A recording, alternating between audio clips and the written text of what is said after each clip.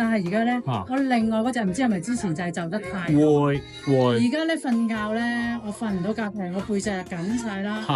呢個膝頭哥咧係好似剝褲長褲啊，一邊腳踩一邊腳。係啊。我踩嗰邊腳嗰時，個膝頭哥係扯住。明白。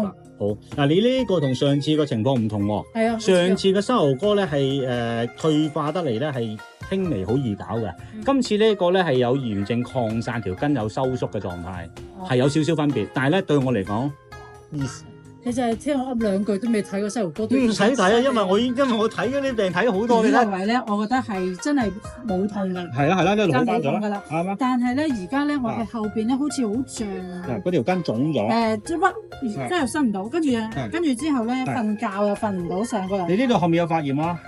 發咗炎咗呢度。好脹，跟住咧呢邊都有少少嘅。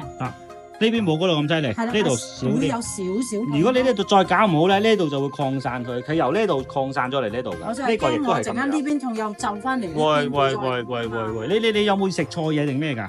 食什麼？有冇食咗海鮮蝦蟹嗰啲啊？有少少腫喎腳。海鮮蝦蟹又冇話特別食海鮮嚟咯。